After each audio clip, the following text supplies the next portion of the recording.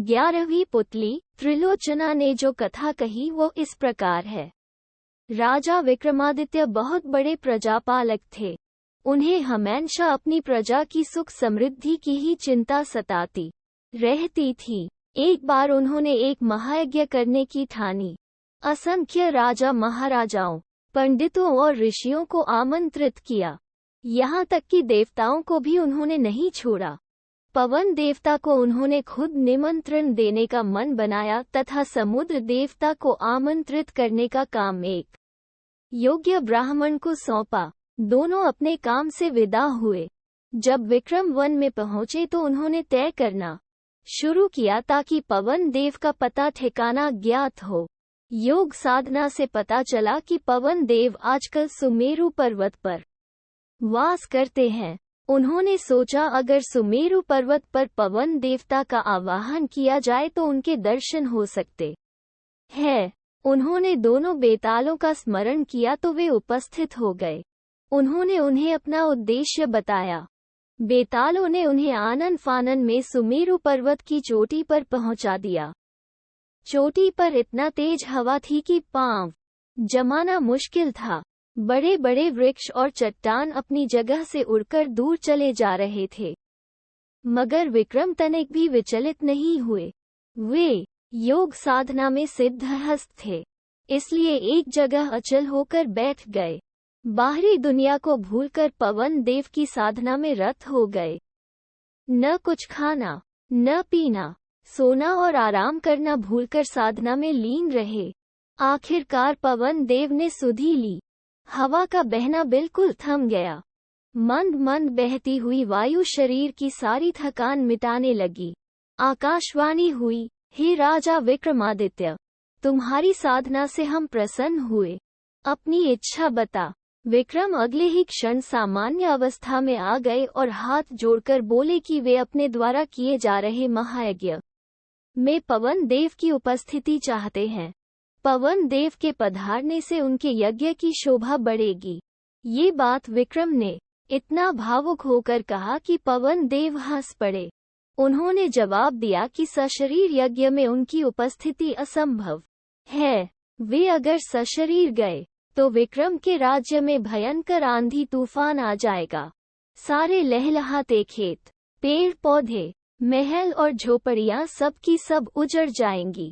रही उनकी उपस्थिति की बात, तो संसार के हर कोने में उनका वास है, इसलिए वे अप्रत्यक्ष रूप से उस महायज्ञ में भी उपस्थित रहेंगे।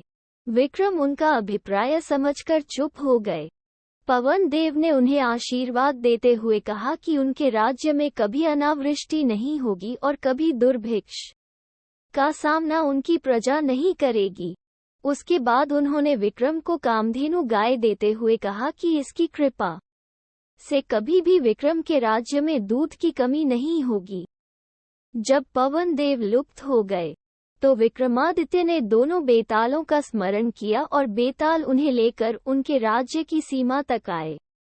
जिस ब्राह्मण को विक्रम ने समुद्र देवता को आमंत्रित करने का भार सौंपा था, वो काफी कठिनाइयों को झेलता हुआ सागर तट पर पहुंचा। उसने कमर तक सागर में घुसकर समुद्र देवता का आवाहन किया।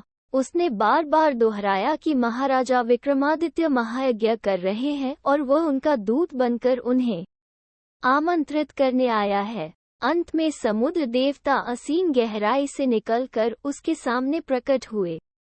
उन्होंने ब्राह्मण से कहा कि उन्हें उस महायज्ञ के बारे में पवन देवता ने सब कुछ बता दिया है। वे पवन देव की तरह ही विक्रमादित्य के आमंत्रण का स्वागत तो करते हैं, लेकिन सशरीर वहां सम्मिलित नहीं हो सकते हैं। ब्राह्मण ने समुद्र देवता से अपना आशय स्पष्ट करने का सादर निवेदन किया, तो वे बोले कि अगर वे यज्ञ में सम्मिलित होने गए तो उनके साथ अथाह जल भी जाएगा और उसके रास्ते में पड़ने वाली हर चीज डूब जाएगी। चारों ओर प्रलय सी स्थिति पैदा हो जाएगी, सब कुछ नष्ट हो जाएगा। जब ब्राह्मण ने जानना चाहा कि उसके लिए उनका क्या आदेश है, तो समुद्र देवता बोले कि वे विक्रम को सकुशल महायज्ञ संपन्न कराने के लिए शुभकामनाएं देते हैं। अप्रत्यक्ष रूप में यज्ञ में आद्योक्ति विक्रम उन्हें महसूस करेंगे, क्योंकि जल की एक एक बूंद में उनका वास है।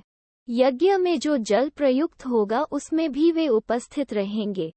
उसके बाद उन्होंने ब्राह्मण को 5 रत्न और 1 घोड़ा देते हुए कहा, मेरी ओर से राजा विक्रमादित्य को ये उपहार दे देना। ब्राह्मण घोड़ा और रत्न लेकर वापस चल पड़ा।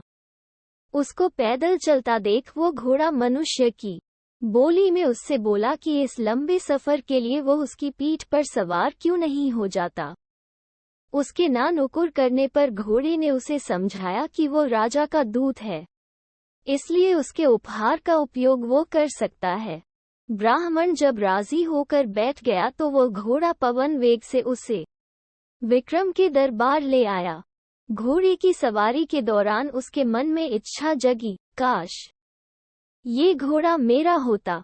जब विक्रम को उसने समुद्र देवता से अपनी बातचीत सविस्तार बताई और उन्हें उनके दिए हुए फुहार दिए, तो उन्होंने उसे 5 रत्न तथा घोड़ा उसे ही प्राप्त होने चाहिए। चूंकि रास्ते में आने वाली सारी कठिनाइयां उसने राजा की खातिर हंसकर झेली। उनकी बात समुद्र देवता तक पहुंचाने के लिए उसने कठिन साधना की।